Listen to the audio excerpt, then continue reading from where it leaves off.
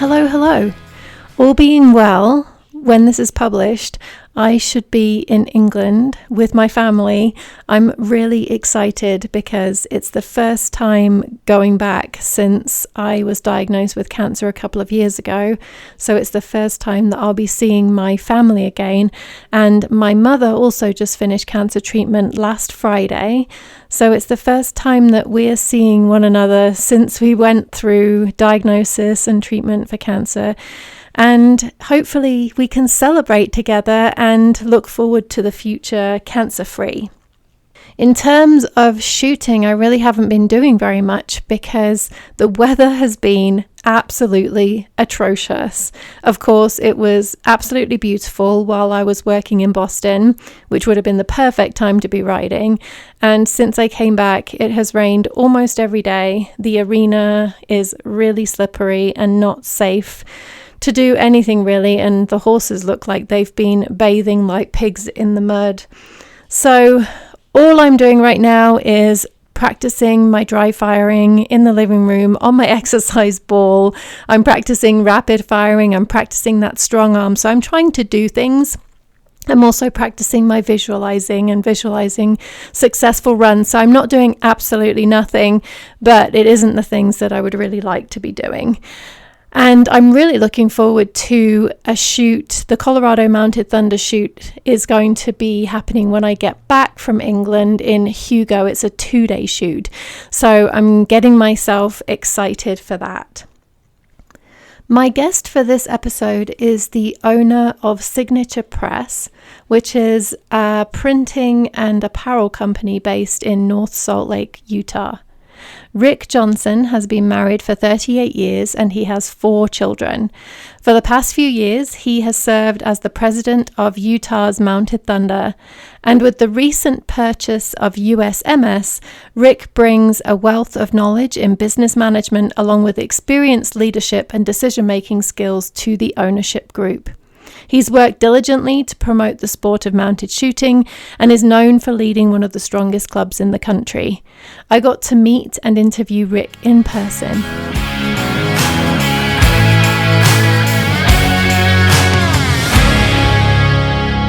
Hi, Rick. How are you? I'm good, thank you. How are you? I'm wonderful, thank you. You've been shooting for how long now? 6 years. Okay, how did you get into mounted shooting? It was January of 2018, and I have a great facility at my home, a great big indoor heated arena. I'm so jealous. It is wonderful. But my kids had aged out of it. My daughter had moved out of 4-H, and I'm sitting on this wonderful facility with nothing to do. We grew up, I didn't grow up. When my wife and I first got married, we both were driving down the road and said, I like horses, she likes horses. We went and bought horses. So all we did is mountain riding, and that's all I did. And then we took our kids through the 4-H program, and from there, once they were done with that, our kids are moved out, we were sitting with nothing to do. And so I started hunting down what could I do with what I have. And I found out who the president of the Utah club was, and I called him up, and his name is Kevin Coyle, and said, teach me, what do I need to know about this sport? And he says, well, it's an amazing sport, but we have nowhere to ride right now. And I said, well, I got a deal for you. I have an indoor arena. You come put a foundation on me, and we'll use my barn for practicing for the Utah club. And that's how it all began. So did you ride before mounted shooting? I know you said that you... Mountain riding only. I've never competed in anything. We just had horses. We have a cabin above Park City, Utah, and we rode in the hills, and that's all I've ever done is trail ride. So what kept you hooked in mounted shooting? What do you love about it? Oh my gosh. As everybody says that I've heard in your podcasts, it's the people. And then the sport in itself is so amazing. Where can you ride a horse and shoot guns and do all the things that we do with our horses? The ability of the horse is just incredible. What their level of the competition is as well as the other people. For sure, and that is definitely an answer that I've had from everybody, and everybody is just so welcoming all the time, showing up at a competition and getting introduced to everybody. It just feels like family of a sort. It is family. So you recently took over as president of USMS, US Mounted Shooting, that's right? Correct. Tell us about that. This has been a couple years in the making. There's a group of us that tried it a couple years ago, and it didn't work out, and it wasn't very pleasant. And so we moved on and just let it go. And in Utah, we have an incredible club that is growing really, really fast. And the CMSA format has been a great format. It was a great base for all of us, but the USMS format seemed to fit us a little bit better with the multi-horse. We didn't have enough people to fill classes, and so this is the D program, and that really took off with us. And so the opportunity came up again, and I put together a small group, and we went and purchased it, and here we are today, and trying to bring it back and reintroduce the sport, into mountain shooting to bring more people in. There's no levels in USMS? We do not have level. Everything is, based on clean shooting and based off the stage that you are shooting. So and then 1D through 4D, and then it's split out of the clean shooters. Got it. So you show up and you're just given a go order, but it's not based on levels or anything like that? Correct. It's a 4D format similar to barrel racing. What it is, for example, if we have 100 riders come to one of our shoots, and 80 of them shoot clean. That 80 is divided by 4, and depending on how many riders, depends on how deep it will pay, and that's where it is established. But you have to shoot clean to get a check. But if you miss on a stage, you automatically get a redo on your next stage. You're not out of the competition. And is there an overall as well as by stage? The overall, we can show the overalls, but it's more in the overall of each D. You'll have a 1D overall, a 2D, and it's based off the points and the money that is going back with that. Got it. What events do you have coming up? Do you have any major events coming up? Our next bigger event that we have under the USMS format is in Tennessee, and that is in June. That will be the only one we are doing this year. We want to go back to basics, and we have established that we're not going to put on any majors in 2025. And the reason for that is we really want to go back and build clubs and build people. We need to get our base and foundation built before we jump into the next levels. And clubs who are traditionally CMSA, can they be both? Absolutely, and we encourage both.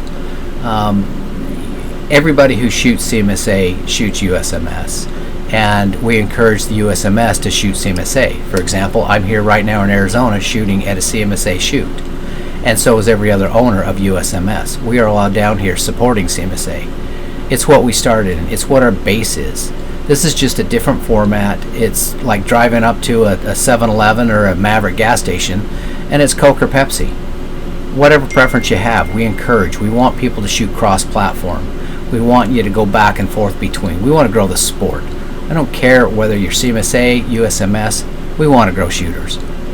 And individuals who want to come to a USMS shoot, they're welcome to come to a USMS shoot, and Absolutely. they can join, become a member on the day. Do they need to be a member? You do have to be a member of USMS, and that is easy. You just jump on our website and become that member. We'd love you to establish through a club, but you do not have to be associated with a club to shoot a USMS shoot.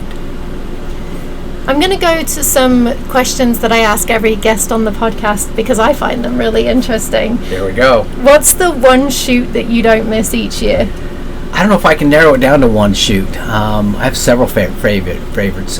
For example, the shoot in Arizona. It's always a great shoot. It's not one of my shoots, but we're here supporting it. I hope to be, level 6 at some point. Right now, I'm a senior men's 5. This is one that I have never missed since I started shooting. There's a shoot in Afton that is absolutely beautiful up there, Afton, Wyoming. We never miss that one. So there's a lot of them. I love the small town outdoor arenas, but it all depends on the shoot that we go to.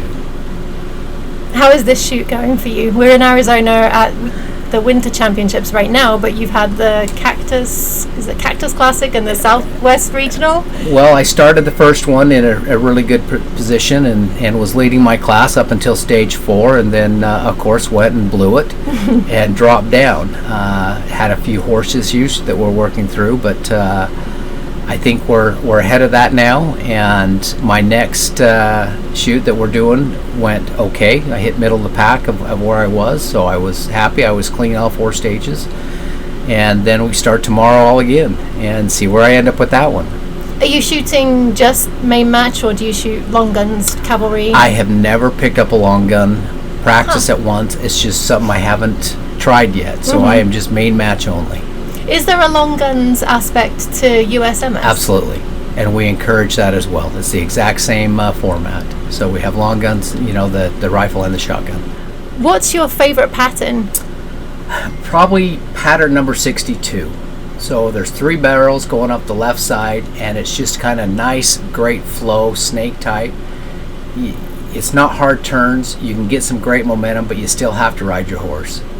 It's fun, it's fast, and it's exciting to watch. Have you had that one this shoot? I have. We just shot it. Oh, nice. Yes. Someone else on the podcast, I can't remember who it was, but someone very recently also said 62, so that one's coming up a couple of times now. It comes up often. What tips do you have for running that one? Get on your horse and go. Just let your horse have fun and flow with the horse. It's like I said, it's not a hard turn. The barrels are smooth, and it's just a fun pattern to let your horse just be the horse. You're a level 5. Correct. So you must have had a lot of wins by this point. Enough to get me there. What's your favorite win and why? I don't know that I have a favorite win. They're all so fun, and my favorite wins don't come from me. They come from watching the friends that I ride with. It comes from watching my son Tyler. Watching him, he just won the Southwest and was the overall on that one. That's my favorite. You can't beat this sport when you can do it with the family, and I get to travel everywhere with my son and watch him and spend all the time with him doing this sport as well. So, it's not about me.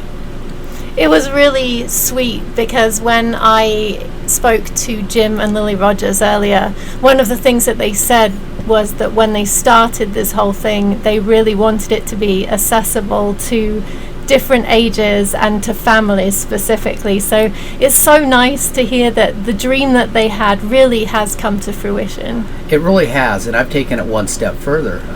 Not only do I ride with Tyler, but I have 2 grandsons that are in the Wrangler program and the Buckaroo program. And one's 8, one's 10. And, they shoot all the Utah shoots with us. And watching them just learn and grow and become more confident with the horse. You can't beat that. So I've got 3 generations doing this. What sport offers that? I think the Wranglers are one of my favorite parts of the shoot, and I love how everybody stops what they're doing to watch the Wranglers and to cheer them on. And absolutely. Those big grins as they come out of the arena because they feel so proud of what they've done, and they feel so proud that everyone's cheering for them. It's just such a special moment. And one of my grandsons, he watched rodeo so many times on the TV, and he'd see as the Cowboys would win, he'd chuck his hat. So the first time he did that, he comes back, crosses the timeline, throws his hat off. So we walked up to him and said, "All right, Baylor, that was a lot of fun, but I'm not picking your hat up again." So he's turned that into his tradition to where he pulls his hat off, and now it's just a wave above his head. But it's become his signature. And everybody knows Baylor for his hat. As soon as he crosses that line, he's thinking he's won the whole thing. I love that. To what or to whom do you owe your success in the sport? And this could be people or horses. Oh my gosh, it goes. I have so many people. Like I said, it started with Kevin Coyle putting that foundation on us when we first got into it. Dee Chapman, the clinics that I've gone through with her. Dan Bird has been amazing at setting us up with the right horses and the right time. There's so many. It just goes on and on and on. And everybody is so willing to help. What's a little known fact about you? Everyone knows you're a mounted shooter. Everyone knows about your work in Utah. and with USMS, but what don't they know about you? That's a hard one because I really am an open book. I wear my emotions on my sleeve. Everybody always knows where I'm coming from. I live in a very black and white world. So I don't know that there's any secrets out there that can be exposed or that I'm willing to tell you. So listeners, if you know something, you've got to share it with us. Exactly. And hopefully my good friends will keep their mouths shut. What advice would you give to a newer shooter? You know, in Utah we have a really great program of bringing new shooters in. We're running clinics constantly and bringing, 10, 15 people in a month, consistently every month. And what we tell all of them and what we try to do is attach a mentor to them and keep them going and encourage them to keep coming. We offer practices several times a week in Utah, and we rent several arenas throughout the year in Utah. And the biggest thing the new shooters need is that support. They need the guns, they need the rifles, they need everything that goes with it, and we supply all that in Utah for them until they are able to get their own and have the confidence to go do it. But it's just keep going, listen to the advice, become part of the club, help them, learn what it takes to put on a shoot, get active in the club, and that's what makes you feel part of that big family that we're all so proud of here. I really like that idea of providing people with mentors, because it's accountability, but there's also a degree of comfort knowing that when you go to a shoot, you know somebody who is relatively well known in your local area, or it could even be nationally. That's a really great idea. It works so well. They always have questions on how to run the pattern. What's the best way? Where do I start? What do I do? And they can go to anybody in our club and ask them that, and everybody jumps in to help. But if they feel comfortable with more than one person, they can hone it down and really focus in and get that level of comfort to where there is no stupid question. Let's just get you going, set you up, and make you succeed. I'm taking note of that one. As secretary of a club, I'm taking note of that one. On that note, what advice would you give to shooting clubs? The clubs, that's a harder one. Running a club and running the Utah club has been a challenge for us because you need a village, and it's hard to get people to really come and help. And we spend hours and hours before a shoot, during a shoot, and after a shoot doing everything it takes to put on that event. And if you could spread some of that work out and get more people involved, then it becomes more fun instead of becoming a job. And that's going to be the hardest part. Clubs need to really get the people that they're working with motivated to come be part of that and help. And I think that's the biggest part that we need to teach. As these new members come in, the more they're involved, the more successful they're going to be, and the stronger that club is. And I think that is how these clubs are going to succeed. That's one of the struggles that we've had in the Colorado regulators, particularly around the secretary role, is trying to find somebody who can replace me. And because we're a relatively small club, I think there's much smaller, but there's also much bigger clubs than ours. Everyone has cycled through the secretary role, and so we're sort of out of options now for who the next secretary could be. And I'm trying to encourage newer shooters, because I think as a newer shooter myself, I've learned so much about mounted shooting by being secretary, and I've met so many people by being secretary. And so I've been trying to encourage the newer shooters to take on that role, because it's certainly within their reach. It's certainly something that they can do. It absolutely is, and it needs more than one. You need to be 2 or 3 deep, and that's where it's going to really grow and blossom and become successful. Because if one person's gone, how do you run the next shoot without those key positions? So you really need that training program and mentor program to really get them involved and understand how to run the programs and how to operate a shoot and how to build a shoot, how to even order buckles. It really does take that village, and it's more than just one position. It's build those committees and build the people and let them have the ability to go do it, and let them fail. And then it teaches, and those shoots just do nothing but get better. That's right. And members tend to have a lot of patience with new board members. I've experienced that myself. Members want the board to succeed because they want to keep on shooting. So I hope that people don't get afraid of getting it wrong and making mistakes, because everyone's got your back ultimately. They really do. And the worst thing that can happen is you're slowed down for 10 minutes and then you pick it up and you go, and everybody forgets about it, and you're back to having fun. Exactly that. What are you looking forward to this year in 2025? This year in 2025, obviously we want to grow U.S. mounted shooting. We want to add clubs. We've had this for 8 weeks. We've added 6 clubs already. We're on a great path. We've added several hundred members already. There has not been a day that goes by that we haven't added new members. That is our goal. We want to get back to basics, get back that foundation that was lost, and get the momentum back with USMS. And we still have a couple big shoots that we're producing that are CMSA shoots, and we're right in the middle of planning those. We've got our Big Rock Spring shoot coming up, and we just ordered our 4 saddles for those and all the buckles for that. That is a great event. I think that is probably one of the highest paying events that is out there today that compares with these nationals. I actually think we pay out more money than what they pay out. So those are what the items that we're doing now, and we have nothing but big things going. I've been to that shoot twice now, and I'm planning on going this year as well. It's one of my favorite shoots. That's fantastic. Thank you. What about the long term of USMS? We've talked about what you're trying to do this year, building the foundation, taking it back to basics, but what hopes and dreams do you have for the long term?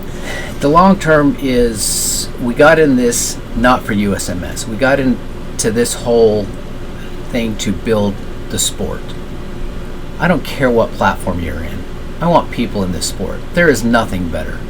And our long term is to obviously make USMS as successful as it can be. I love the format, the multiple horse format. You can't beat. If you're upper level and you have younger horses, it doesn't fit bringing it into a class level situation. So an upper level can ride 2 or 3 horses and bring those in. Our pay structure is amazing, especially for new shooters. They can come in. We've had some of our events to where a brand new shooter hits that top spot in the 4D, and they're the high money winner of the whole event. So that's where we are. It's bringing the new ones in. It's giving them a platform that they can really be successful and grow and challenge their skills. If they come in as a 4D shooter and move into that 3D and then move into the 2D and really challenge themselves to get in with the 1Ds, you have so much growth. But you can do it with a seasoned horse, you can do it with a brand new young horse, and expose them to everything about this sport. And I think that is one of the biggest benefits that USMS has. This is a very specific question because it's a personal interest of mine. Okay. Is USMS going to take over the APHA worlds like they did previously? Absolutely. Yes! That is on our calendar. We're already in the planning event for that. We've had several discussions of that. So yes, that is one that we have committed to, and we're staying with. Paint horses are my jam. I have 3 in my pasture, and Then we'll see you this year. APHA worlds is something I'm really excited about. Yes, that is one that we are keeping. Well, it was so great to catch up with you and chat with you. Thank you so much for taking the time to talk to me. Chrissy, thank you. I appreciate it.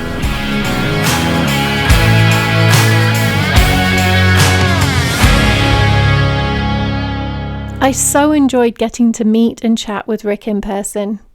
If there are balloon killers you would like to hear interviewed, please email me on balloonkillers@gmail.com. That's balloonkillers, all one word, @gmail.com.